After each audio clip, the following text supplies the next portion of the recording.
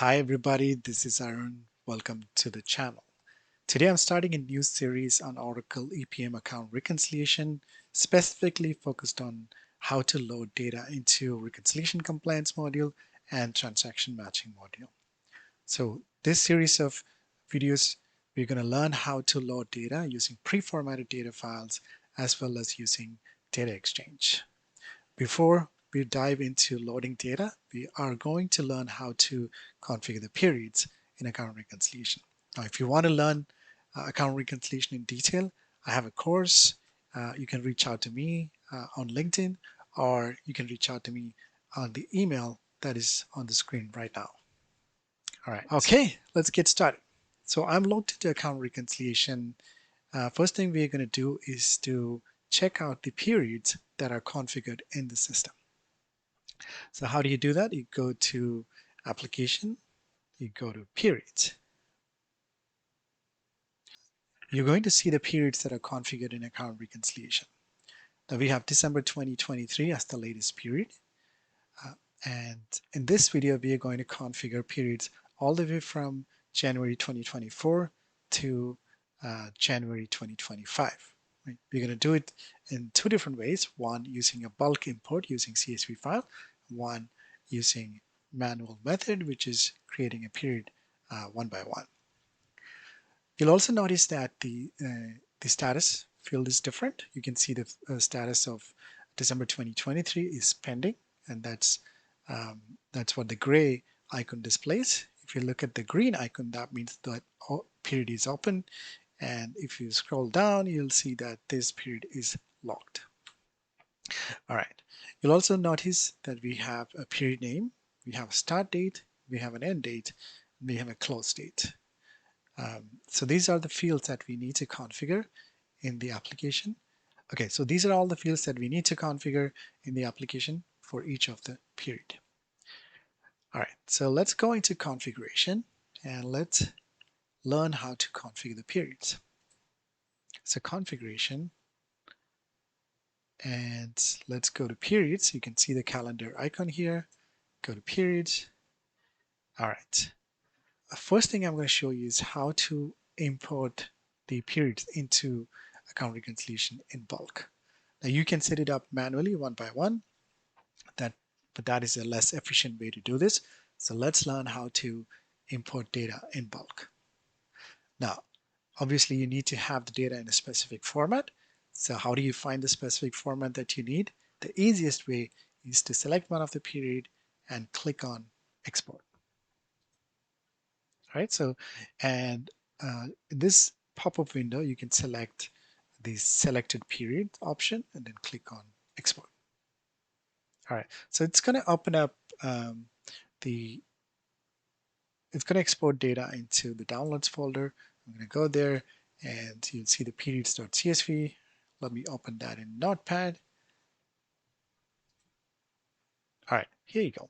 So you have the name of the period, prior period, right, the previous period, and the start date, the end date, the close date, and the frequency. So this is what you need to provide to import the periods into account reconciliation. Now I've already prepared a file. Let me show you that. So this is the file that I've prepared. You can see that I have included periods January 2024 and all the way up to December 2024. And we're going to create January 2025 and February 2025 manually in the application. All right, so we have name, which is the name of the period. So in this case, the first one is January 2024. Prior period was the previous period. In this case, it will be December 2023. The start date of the period, 1st January 2024. End date is 31st January 2024. The close date of the period is 5th February.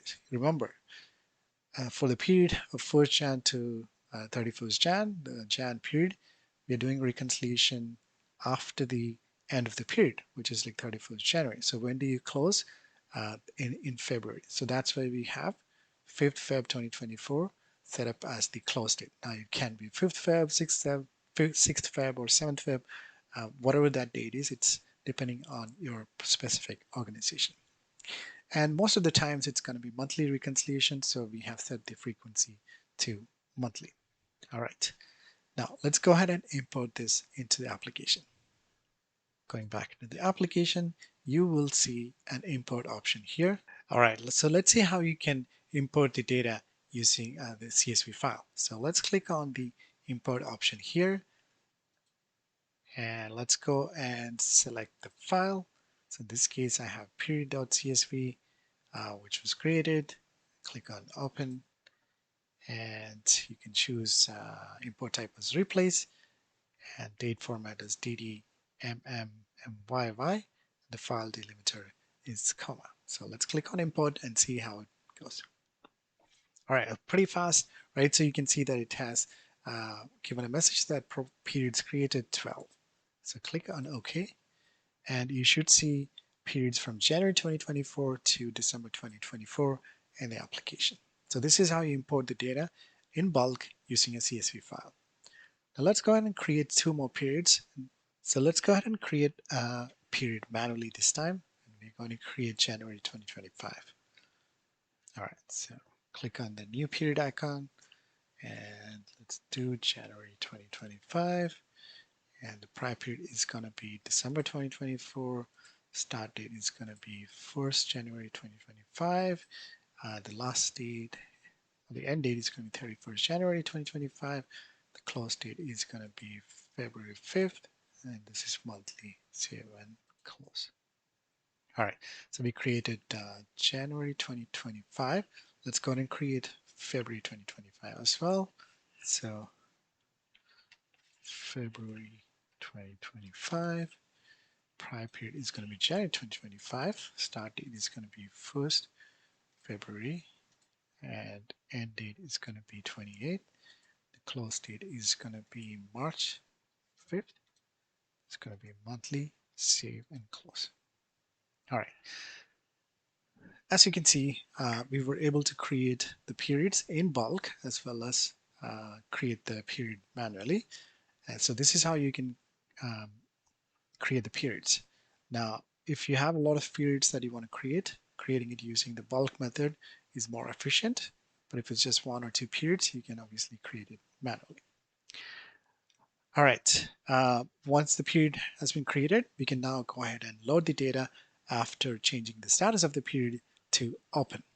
Right, so we're going to check out all of those things in the next videos. If you want to learn more about account reconciliation, I cover all of these topics in detail in my course. If you're interested in the course itself, you can connect with me on LinkedIn and send me a message, or you can email me in the email that you see on the screen right now. All right, I will see you in the next videos, and hopefully this is helpful to you. Leave a comment, subscribe to the channel, share it with your friends and colleagues. I want to also give a shout out to my supporters. I have 2 supporters in the channel right now, so thank you so much. I really appreciate it. Hope you all have a great week ahead, and I'll see you in the next video. Thank you.